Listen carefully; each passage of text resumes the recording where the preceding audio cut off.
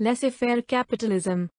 लेसे फेयर पूंजीवाद को मुक्त बाजार पूंजीवाद या बाजार पूंजीवाद भी कहा जाता है। सीधे शब्दों में कहें तो लाजिसे फायरे का अनुवाद हमें अकेला छोड़ना है, जिसका अर्थ है कि सरकार को अर्थव्यवस्था से बाहर रहना चाहिए और इसके बजाय व्यक्तियों को स्वतंत्र रूप से अपने स्वयं के आर्थिक मामलों को करने की अनुमति देना चाहिए। ऐतिहासिक रूप से औद्योगिक क्रांति के समय सीमा में 18वीं और 19वीं शताब्दी के दौरान लाजिसे फेयर पूंजीवाद सबसे आम था। उस समय यह एक क्रांतिकारी विचार था, क्योंकि पिछली शताब्दियों में व्यापारीवाद प्रमुख आर्थिक प्रणाली थी। सामान्य तौर पर व्यापारीवाद को एक आर्थिक प्रणाली के रूप में देखा जाता है जो भारी सरकारी नियंत्रण और विनियमन का पक्षधर है। उस समय पूर्ण राजाओं ने विशाल साम्राज्यों पर शासन किया और अर्थव्यवस्था के लगभग सभी पहलुओं को नियंत्रित किया। हालांकि एडम स्मिथ सहित प्रमुख विचारक व्यक्तियों के लिए अधिक स्वतंत्रता के साथ आर्थिक प्रणाली के पक्ष में व्यापारीवाद के खिलाफ बहस करने लगे।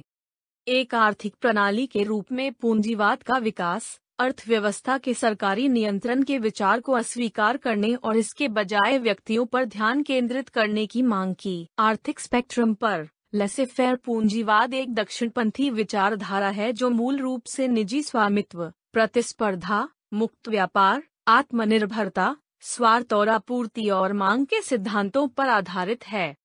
निजी स्वामित्व लॉजेज फेयर पूंजीवाद का एक केंद्रीय सिद्धांत है। यह विचार है कि व्यक्तियों के पास संपत्ति रखने की क्षमता होनी चाहिए, जिसमें शामिल हो सकते हैं भूमि, व्यवसाय, उत्पाद, विचार आदि। उदाहरण के लिए, औद्योगिक क्रांति के दौरान उद्यमियों ने निजी स्वामित्व वाली कारखानों, खानों और स्थापित करने के लिए अपने धन का उपयोग करना शुरू कर दिया। मिलों, इसने व्यक्तियों को यह नियंत्रित करने की अनुमति दी कि वे किस चीज का उत्पादन करते हैं, कैसे इसका उत्पादन किया जाता है और किसके लिए वे इसका उत्पादन कर रहे हैं। पूंजीवाद के विकास से पहले इन फैसलों को सरकार द्वारा नियंत्रित किया जाता था। इस प्रकार निजी स्वामित्व ने सरकार से लोगों को आर्थिक निर्णय लेने को स्थानांतरित कर दिया।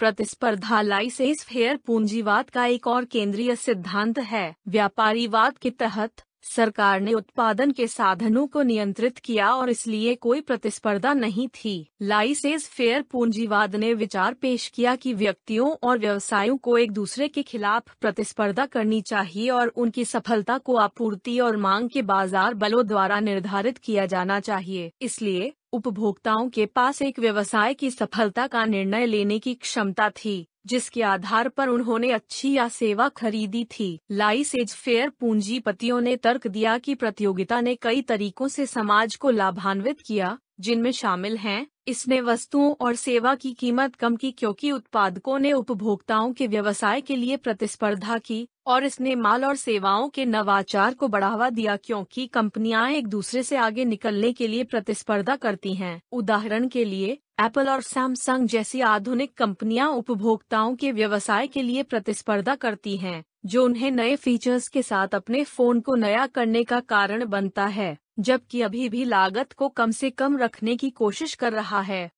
मुक्त व्यापार भी लेसे फेयर पूंजीवाद का एक केंद्रीय सिद्धांत है। यह विचार है कि कंपनियों और व्यक्तियों को सरकार के हस्तक्षेप के बिना अपना व्यवसाय करने की अनुमति दी जानी चाहिए। सामान्य तौर पर सरकार कराधान के माध्यम से अर्थव्यवस्था में हस्तक्षेप करती है, जिसे वह व्यक्तिगत नागरिकों और कंपनियों दोनों से एकत्र करती है। उदाहरण के लिए, सरकारें करों के कई रूपों को एकत्र करती हैं: व्यक्तियों पर आयकर, खरीद पर बिक्री कर, कंपनियों पर कॉर्पोरेट कर और देशों के बीच व्यापार किए जाने वाले सामान और सेवाओं पर शुल्क। मुक्त व्यापार का सिद्धांत यह मानता है कि कराधान के इन रूपों को समाप्त कर दिया जाना चाहिए या सीमित किया जाना चाहिए ताकि अर्थव्यवस्था बिना किसी बाधा के काम कर सके। लाइसेंस फेयर के पूंजीपतियों ने तर्क दिया कि यह व्यापार के रूप में अधिक आर्थिक गतिविधि पैदा करेगा और इस प्रकार किसी दिए गए देश के भीतर अधिक धन पैदा करेगा।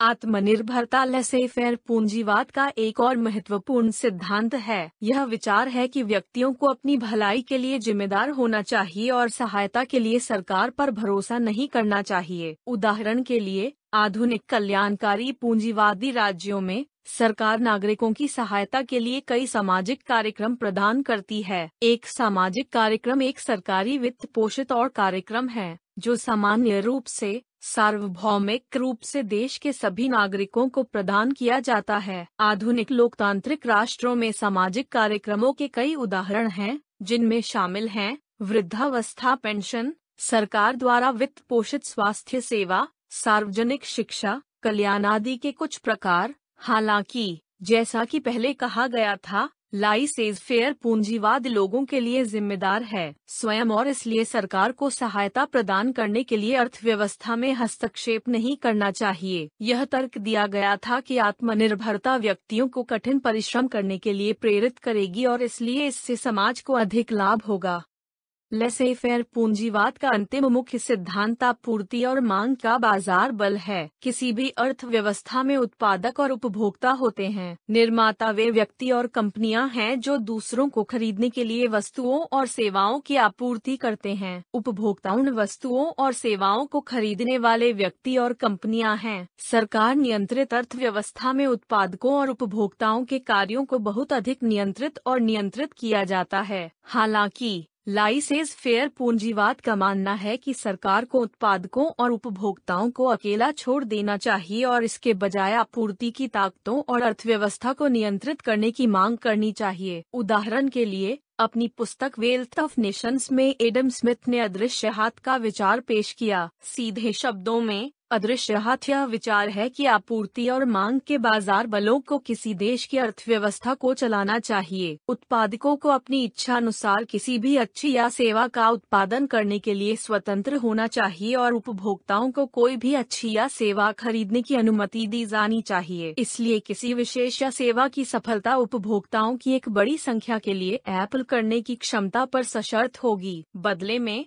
आपूर्ति और मांग किसी भी अच्छी या सेवा की कीमत निर्धारित करने के लिए भी जिम्मेदार होगी। उदाहरण के लिए, यदि कोई उत्पाद कम आपूर्ति में था लेकिन भारी मांग में था, तो उत्पाद की कीमत अपने उच्चतम स्तर पर होगी। रिवर्स स्थिति में उत्पाद की कीमत को इसकी न्यूनतम संभव कीमत पर देखा जाएगा। साथ ही श्रमिकों की मजदूरी निर्धारित करने के लिए आपूर्ति और मांग भी जिम्मेदार होगी। यदि समान कौशल वाले और केवल कुछ नौकरियों वाले बहुत से लोग हैं, तो मजदूरी जो एक कार्यकर्ता मांग सकता है वह काफी कम होगी। जबकि अगर कार्यकर्ता के पास एक विशेष कौशल है जो कई अन्य के पास नहीं है, तो वह उच्च वेतन की मांग कर सकता है। इसलिए लेसे फेयर पूंजीपतियों का तर्क है कि सरकार को सीमित करना और अर्थव्यवस्था को नियंत्रित करने के लिए आपूर्ति और मांग को नियंत्रित करने की अनुमति देना समाज में उत्पादकों और उपभोक्ताओं के लिए उचित मूल्य और मजदूरी स्थापित करने का सबसे अच्छा साधन है।